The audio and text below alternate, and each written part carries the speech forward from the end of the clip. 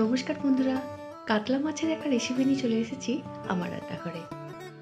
এই রান্নাটি খুবই কম তেল মশলায় আর সবজিতে বানাবো। গরমের দিনে একেবারে হালকা পাতলা ঝোল, সঙ্গে পাতিলেবু আর স্যালাড। চলো তাহলে রান্নাটা শুরু করা যাক। সবার প্রথমে মাছগুলোর মধ্যে ভালো করে লবণ হলুদ মাখিয়ে রেখে দেবো। আমি বেশ বড় সাইজের পেটি নিয়েছি। এবারে শুকনো খোলায় বড়ি ভেজে নেব। শুকনো খোলায় বড়িটা ভাজলে না, বড়ির মধ্যে যে একটা কিরকম একটা গন্ধ থাকে না, সেটা কেটে যায়।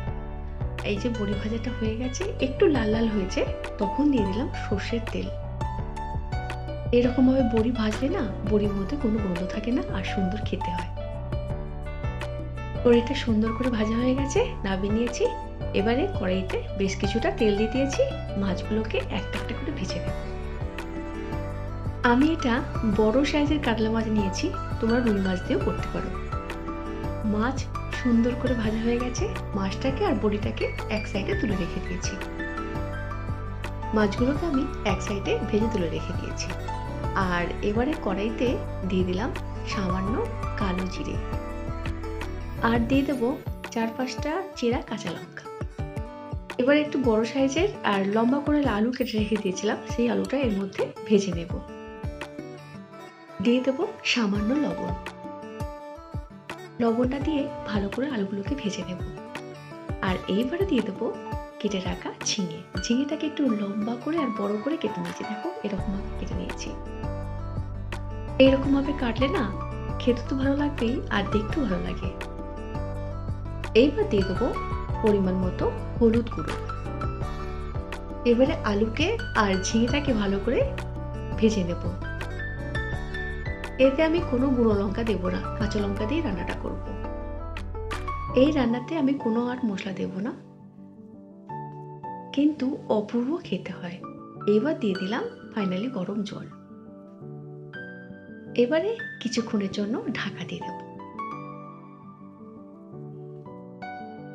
ফিরে এলাম কিছুক্ষণ পর, দেখে নেব আলুগুলো সেদ্ধ হয়েছে কিনা। আলুগুলো প্রায় সেদ্ধ হয়ে গেছে, একটু বাকি আছে। এরকম থাকতে থাকতে মাছগুলো আর ভেজে রাখা বড়িটা এর মধ্যে দিয়ে দেবো। এবার আর কি, ভালো করে মাছটাকে এর সঙ্গে ফুটিয়ে নেব। কম উপকরণে যে এত সুন্দর একটা পাতলা ঝোল হয়, একবার না খেলে বুঝতে পারবে না। এবার দিয়ে দেবো পরিমাণ মতো লবণ। লবণটা কম লাগছিল, সোজা লবণটা দিয়ে দিলাম। আর দিয়ে দেবো সামান্য চিনি, একটু ব্যালেন্সের জন্য চিনি দেবে, ভালো লাগবে খেতে, এতে না স্বাদটা ভালো আসে। এবারে হয়ে গেছে আমার ঝোল, এবারে নামিয়ে নিয়েছি।